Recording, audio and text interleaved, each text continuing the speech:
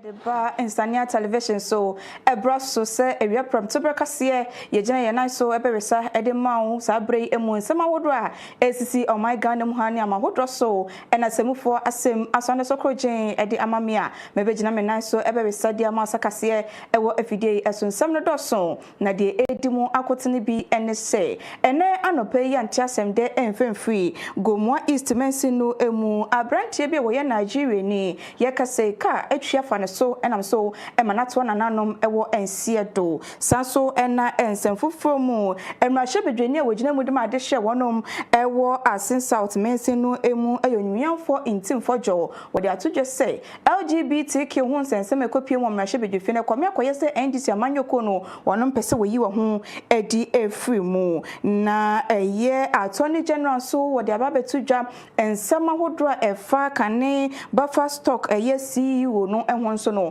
what just say one my hwehwemu pa ekita concrete evidence and chekora no wode no ebekwa kopie mu ewo eye court na emra no enu no edisede esi etie pepepe ensem bi ka wani mu na afofo bi ka ho agudie mu nsem amano ne nsem ka ho ena ewie yabo no sepram tobrekase yede besomo ewo fidie eso yede wase sabrina bibia no unya daje nya botre etna wo TV ho yede nsem no esomo kenkan for ena ewie eyeme efia boafo adepaye ntwa ye hombratew na kase no nhwemu ento aso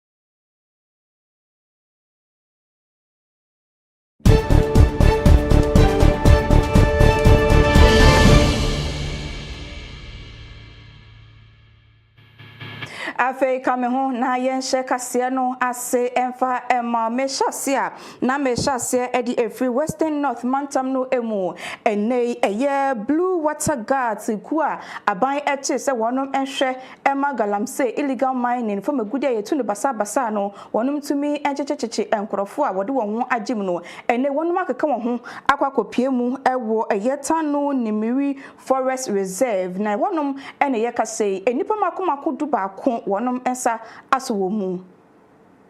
wo operation a course no Desmond amo ena edi wonom animu October so ne da na etoso aduonu baako eye benade ya ente ya wonom enyaye no wonom edi akire ekopie mu ewo biaye a wonom tu agudie yi ewo kwambone so ewo kwaye no emu na wo twese saa kwaye yi eye kwaye bi a wonom ade ato ho se dwumedie bia enkoso ewo a wonom ebo saa kwaye yi eho bai na so no illegal miners wonom akohyemu etu agudie no ewo kwambone eso na wo twese kwa wonom ekoye no 3 immigration officers abo wonom chidom and wonom ekopie mu ewo a wo twese illegal miners wom dodo beye empim mienu eye 2000 and wonom ehya kwaye no emu na wo se nipa baako du baako na wonom etimi eso womo epachi enne wonom boa ma hwehwemu akoso ere afadwumedie no wonom edie ewo kwaye no emu enchi police command na wonom de samrantie ahye wonom ensa wonom beboa ma hwehwemu akoso na saa operation kroye yi womo fa saa konya no so ema mfidie ni akade bi a wonom de to agudie ewo kwaye no emu no womo agiye wonom twemu se pumping machine baako 2 chamfine machines ene akadia hudo bi a eka ho enene wonu de wo nsa atoso enu ntino commander amo ede ato aban animtichu asoye a ehwe ensase no bo ade agapade a wode adom yeso se wonu anhwema akadia wonu ehia a ebetimi aboa ma saa dwumedie wonu etie no besi PSita no wonhwe se wode bema wo mo netimi aboa ma eba anti galamse operations wom dwumedie no a nyoma konka papa ede ama wonu daachen enche police commander chief superintendent Augustine Mensah wasisu dua agban ho ba se wonum a womo achi womo no emprempre womo akachi a womo eboa ma ehwehwemu akoso na wafasa akonya no so abosa blue water guard womo abaso papa wodwumaso no a womo atimi aboa police ma wonom sa akoka saafoi a ebrebia womo police chidom ewo sa dwumadie eho aban krochi a wo awin ononyamfo Steven asisu dua atwere aban awia taso fa kwamboni nipa bie faso tu fo magudie eho a wo hwe sesawe wo behwe eto wonom esosa esi ano ne site wo so wonom nyina etai aban achi wo kika ni nyina de si ani a excavators eduasamiensa 33 ena wonom agye ani nano ewo assembly no akache enuti no wom de kokobọ akọ ede ama wonom a etu agudie kwambone so ewo saa empotamu eho ena afi wo my Ghana say wonom nyina ye papa na yese ye chiwa tichu wonom etuo ewo kwaye ani ensuanso wa eho no wasomba ya hyepa embra no enu bedi so de se na efata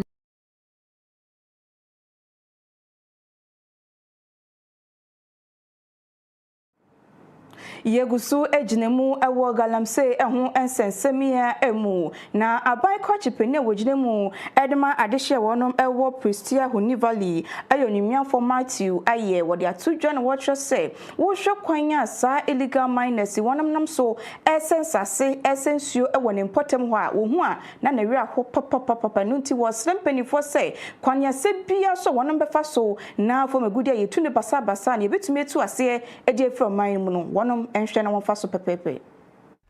very sad this morning, and it is disheartening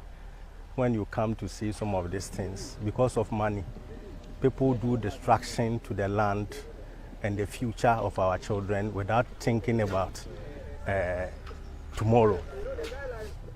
Through a whistle blower, we got to identify this site this morning,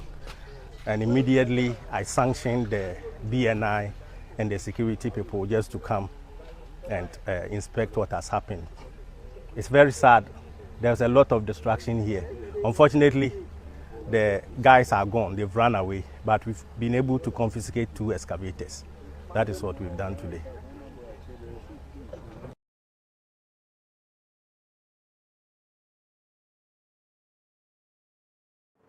Yetwa kasiebo no eso na kane openipa na wo chief executive awoda Buffer stock ano eye owura Abdul Wahab eneyi ababetodwa every attorney general atena ye se papa bra na wodi ne debra no sabra no sikatwitwi die eye aban dia ena fei eye wo man ne die papa edwiri edema ne ho pa wo se wo hwe njapade ahodro papa aye in the name of eye Ghana ena fei Ghana sika ena wodi aye se njapade ni nana wo se eha adwen papa nuti nei attorney general e dia babetudwa watch say eye investigation bia e na afenyoma hodro bia wo se wonom emfengu akwemu na wo fa papa nkonkogina court na wonom aye krado wo twemu say enya papa nko an mum wasan e di bikra no e ma ne ho kani eye na yewe.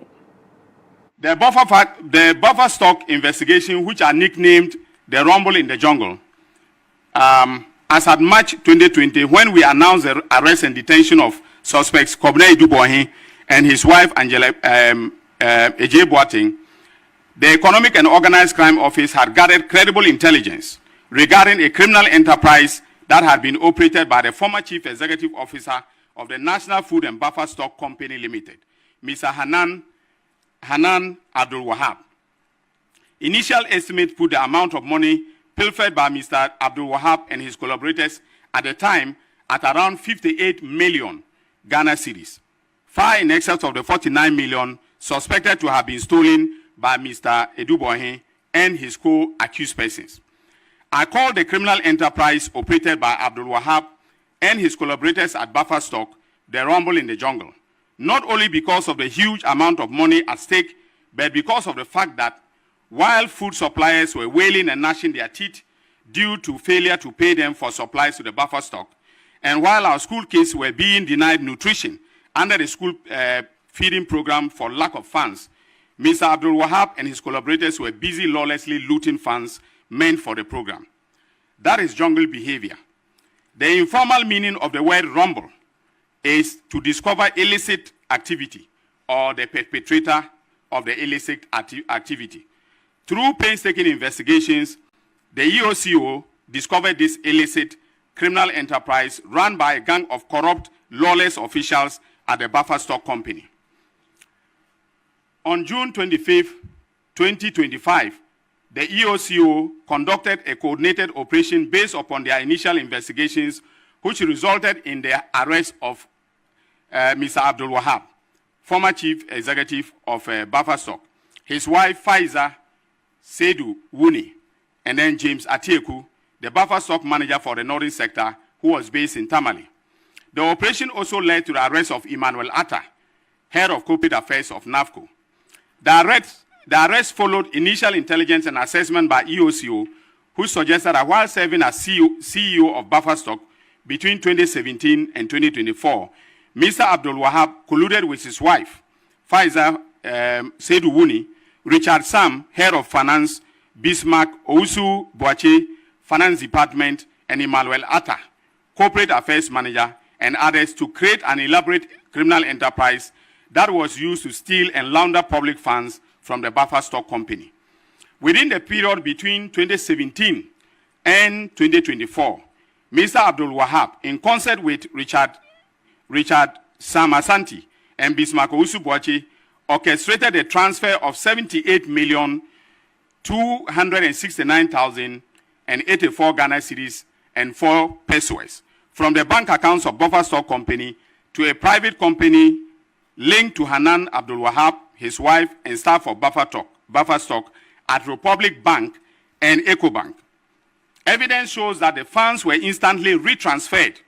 to companies owned by Abdul Wahab himself and companies and entities owned and associated with him and his wife. Yet so akasiebono eso na anti-LGBTQR+ bill akokopie emrahwebedwefie enam so ma yehwe nim se emrahwebedwefo bebobo hu na wono magyatum amana baye emra akwetia same sex oba ne oba be wade be ma ne be ma be wade no yebetumi akon etia ewo omaiga na mu ha no eneyi openipa wono ene wogine mu edima adehye wono ewo Asen South emrahwebedweni onimianfo John entim fojo ede atudwa wo twese ekwame akoye sesa biri ekopie mo mrahwebedwefie no NDC amanyoko no pese wonom eyi wo ho edifrum no se ekoba ne sa na aya na entwe ye sanse mra no ene beboa amasa ye LGBTQR+ no yetumi akon etia 3% of our population as per Afro Barometer survey conducted, indicating that 93% of our population consider matters of LGBT and age-related practices highly repugnant to our tradition, to our values as a society. So today, after we had duly submitted the Human Sexual Rights and Family Values Bill 2025, a bipartisan bill, to Parliament, having gone through all the procedures, the Speaker of Parliament having admitted the same bill, the Clerk to Parliament having admitted and approved, having referred the bill to the Legislative Crafting Department. After the proposed bill had been reviewed, it was sent to Attorney General's Department for their review. They brought their comments. The comments were incorporated. It was further referred by the same Speaker and the Clerk to the Committee on Private Members' Bill, chaired by the First Deputy Speaker, who is in chair today, who gave this unfortunate ruling. We appeared as members before the Private Members' Bill Committee, chaired by the First Deputy Speaker, who did not raise any reservation whatsoever, for which the eligibility of this Private Members' Bill was not in doubt. Subsequent to that, recommendation was ferried by the Chairman of the Private Members' Bill Committee, First Deputy Speaker, to the Speaker of Parliament. Right Honourable Speaker duly approved those recommendations, accepted and directed through the Clerk of Parliament that the Human Sexual Rights and Family Values Bill 2025 be gazetted. All these took place before we went on recess. Indeed, Parliament, through the appropriate channels, submitted a bill for gazetting. It has gone through gazetting, it has matured,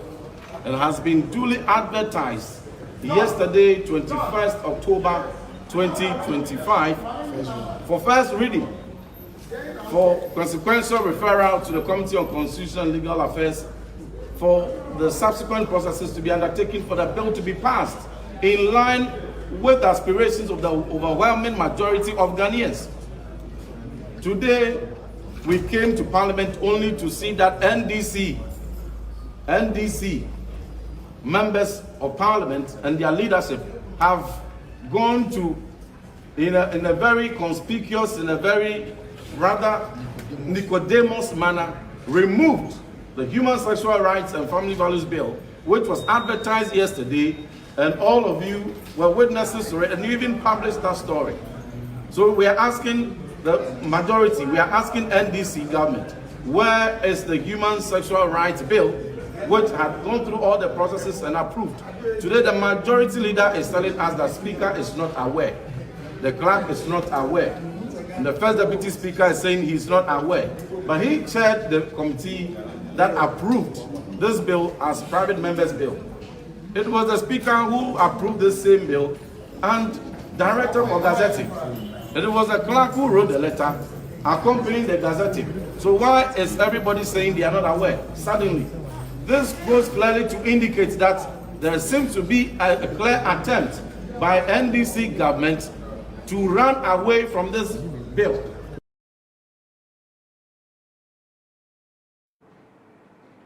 Yet, Wakasiano so na the naturemu ewo Millennium City eno ewo Gomwa East Mainstin no mu finfini mantam emu na anope aweho samwa efri ho eba enese abronti a wenye mfinhia no aduonu ensia a ne din ya yensakan ye enese ye freno Smiler na abronti wo ye Nigeria ni aweho samwa esi enese ene ya na chese ebra na wode prage bi edi dwuma ewo kwan no eso no eyade aka bi etwi afa no so nam so ema abrante Smiler wanya mfinhia no aduonu ensia atwa nananom ewo nsiedo akwakoya awehosempa eyi ewo honom na bro ya ma ne bofo kodu honom no wonum a wogina ho anase nipa wonim abrante anidin ede Smiler etwe se wono akwampo no wo obi a ne ho enhyada emfa no papa ewo oman mu bedru oman Ghana mu ha no ne ho enhyada ento no enuti no na ne namfofo na ebusuafo wo ben no aye wonom adwense nka wo pese wonfa ne enko back to Nigeria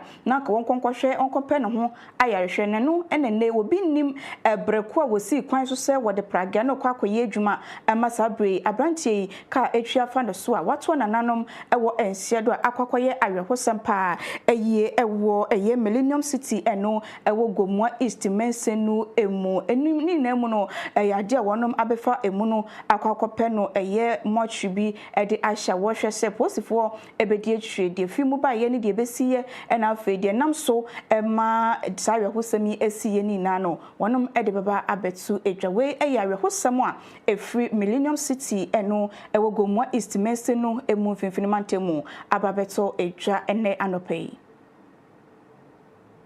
we ebusuafo ye begina we hosemi so atonkra abato ye ba Janet Ambitious wa yakrado wo de agudie mu nsem eto akase ne so amaye